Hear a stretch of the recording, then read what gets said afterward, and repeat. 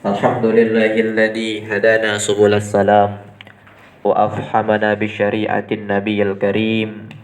Allahumma salli wa sallim ala sayyidina Muhammadin wa ala alihi wa sahbihi ajma'in, amma ba'du. Yang sama-sama kita hormati dan muliakan dari Al-Mukarram, Al-Alim, Al-Allamah, Tuan Guru Kiai Haji Dilan Laksaputra MPD. Kita doakan beliau semoga mata'anallahu bitulil umurihi wa bihusni adabihi wa lutfihi. Amin ya rabbal alamin. Yang sama-sama kita hormati dan muliakan juga Dani Al-Gus. Nah, itu. Gus Firman Syah Saleh MPD ya. Gus itu kalau di Jawa julukan anak tuan guru. Nah, beliau itu anak tuan guru yang alim allamah. Tuan guru siapa? Tuan guru Nabi Adam alaihissalam. Jadi kita doakan juga beliau, semoga Allah panjangkan umurnya, Allah berkahi hidupnya, Allah berikan kemudahan dalam urusannya fid dunya wal akhirah, amin. Dan kalian semua Ustadz doakan semoga kalian menjadi anak-anak yang soleh dan solehah, anak-anak yang berbakti kepada orang tua, kepada guru, kepada semua orang, dan tentunya menjadi orang-orang yang sukses suatu saat nanti. Amin ya rabbal. Hadirin hadirah yang dirahmati Allah Subhanahu wa taala, yang disampaikan oleh Al-Mukarram tadi itu sudah banyak sekali poin-poin nasihat. Walaupun beliau sistemnya seperti memberikan arahan, tetapi di setiap untayan arahan yang beliau sampaikan itu ada dalil, ada ayat-ayat Al-Quran ataupun hadis yang merupakan nasihat yang sangat baik, yang luar biasa untuk kita kalau kita dengarkan dan pahami. Oleh karena itu saya melanjutkan lisan dari Al-Mukarram tadi itu dalam memberikan sedikit nasihat, kurang lebih ada 50 menit insyaallah. Sebagaimana yang dijelaskan oleh Rasul sallallahu alaihi wasallam di dalam kitab, bahwasanya Rasul sallallahu alaihi wasallam bersabda, al-jalaisus salihu khairum minal wahdah. Itu duduk bersama orang-orang soleh itu lebih baik dibandingkan sendiri, berkesendirian. Al-wahdatu khairum minal jalisisu. Sedangkan kesendirian itu lebih baik dibandingkan duduk bersama orang-orang yang buruk. Nah, dari hadis ini ada 2 poin yang kita dapatkan. Yang pertama adalah duduk bersama orang soleh itu lebih baik dibandingkan sendiri. Itu dalam kesendirian. Yang dimaksud dengan duduk bersama orang soleh itu adalah duduk kita bersama orang lain, yang dimana di dalam duduk kita itu kita semakin bertakwa kepada Allah Subhanahu wa ta'ala. Kita mendapatkan ilmu, kita mendapatkan keberkahan majelis, seperti yang kita lakukan pagi ini. Duduk kita di sini itu adalah duduknya bersama orang-orang soleh dan solehah. Kita membaca surah Al-Kahfi, mendengarkan nasihat. Lalu di mana ada mudarat di kegiatan ini, di majelis ini?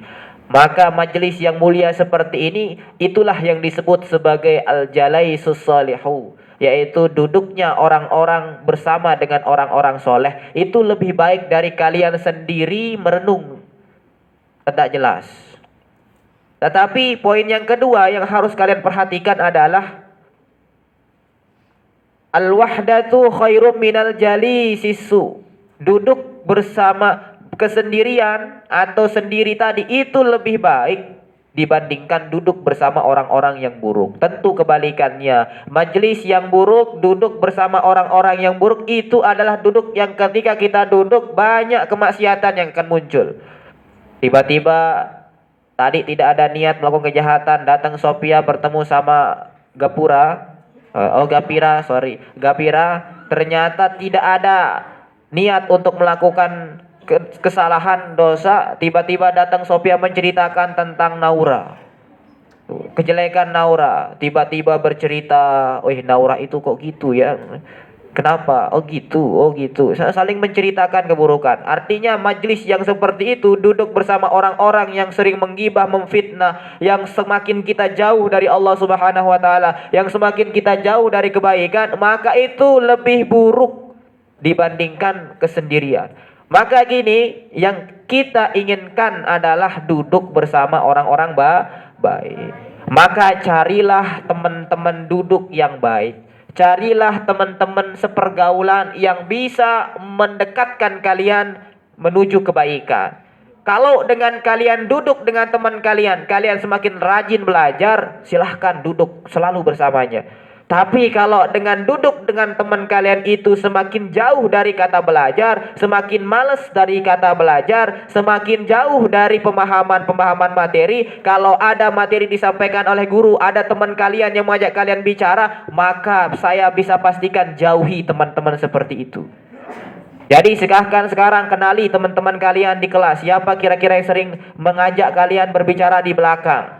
Atau siapa yang sekiranya mengajak kalian untuk tidak memperhatikan guru? Perhatikan, kalau ada maka jauhi.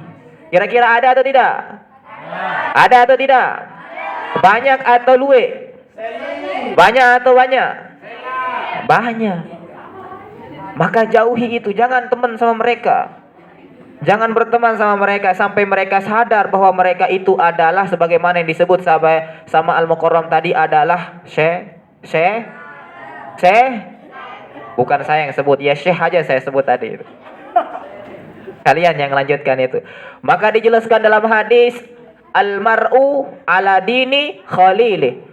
Carilah teman, seorang itu tergantung pada agama temannya. Maksudnya gimana? Artinya kalian tergantung dengan teman kalian, dengan teman bergaul kalian. Kalau teman bergaul kalian rajin, kalian pasti ikut rajin. Kalau teman bergaul kalian itu sering bicara di belakang ketika orang menyampaikan di depan, berarti tetap kalian akan bicara. Walaupun nasihat 1000 nasihat datang ke telinga kalian, tidak akan masuk sedikit pun karena sudah ditutupi sama teman-teman yang mengajak bicara di belakang. Maka perhatikan itu ya, perhatikan. Pilih teman kalian. Falyanzur ahadukum mayyukhalil. Lihatlah siapa teman kalian bergaul, maka itu yang akan menentukan agama kalian. Itu akan menentukan akhlak kalian, itu akan menentukan perbuatan kalian, itu akan menentukan apa yang akan kalian lakukan.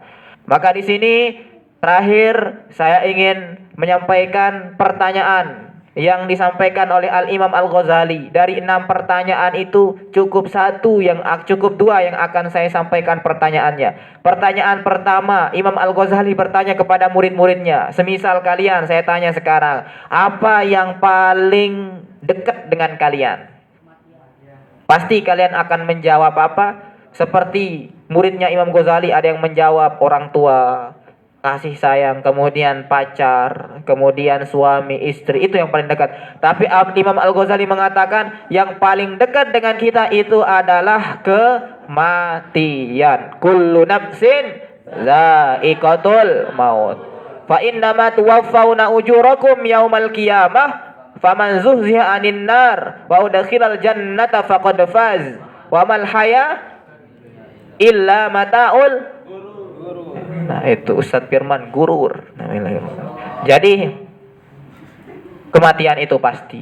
Maka saya memberikan sebagaimana permintaan dari Al-Mukarram Al-Alim Al-Alamah tadi, agar berikan nasihat. Nasihat pertama yang ingin saya sampaikan, persiapkan kematianmu sebelum kematianmu yang mempersiapkan untuk menyambut nyawamu. Itu yang pertama. Yang kedua, ada 2 ya. Yang kedua adalah pertanyaan Imam Al-Ghazali, apa yang paling ringan? Meninggalkan sholat. Maka nasihat saya yang kedua, jangan pernah tinggalkan sholat. Karena sholat itu yang akan menjagamu, bukan hanya di dunia, akan tetapi di akhirat. 2 nasihat ini silahkan dipegang. Yang pertama, persiapkan kematianmu sebelum kematian itu datang untuk mempersiapkan diri mencabut nyawamu. Dan yang kedua, persiapkan sholatmu, karena sholat itu akan menjadikan kamu berbahagia fid dunya wal akhirah. Amin ya rabbal alamin. Maka jangan sampai ada yang pernah tinggalkan sholat. Kira-kira di sini ada yang pernah tinggalkan sholat? Banyak. Ada yang pernah lalai dalam sholat? Banyak ya. Maka saya pesankan kepada kalian, kalau sholat tidak bisa diremehkan, walaupun dia ringan, akan tetapi jangan pernah kalian remehkan walaupun hanya sebentar. Kalian harus seriuskan sholat ini. Hatta kalian adalah seorang pencuri, seorang pemabuk, seorang yang banyak melakukan zina, tapi satu pesan Ustadz, jangan pernah tinggalkan sholat. Karena sholat ini adalah pembeda antara orang Islam sama orang kafir. Kalau saya sampaikan hadis, man taraka sholata muta'ammidan faqad kafara jiharon. Siapa yang meninggalkan sholat dengan sengaja, tanpa ada uzur, tanpa ada alasan yang dibenarkan agama, maka dia sudah kafir secara nyata. Tapi kita sebagai penganut mazhab Imam Syafi'i, orang yang meninggalkan sholat itu tergolong orang yang berdosa besar dan orang fasik. Orang fasik, orang kafir, orang munafik berada di satu tempat, namanya neraka jahanam. Kalian mau masuk neraka jahanam? Kalian mau masuk surga Firdaus? Mau. Kalian pilih surga Firdaus atau neraka jahanam? Coblos surga Firdaus. Ya, itu saja yang dapat saya sampaikan. Terima kasih banyak atas kesempatan yang diberikan kepada Al-Fakir. Saya serahkan kembali kepada Dani Al-Mukarram Al-Alim Al-Alamah, kepada beliau. Assalamualaikum warahmatullahi wabarakatuh.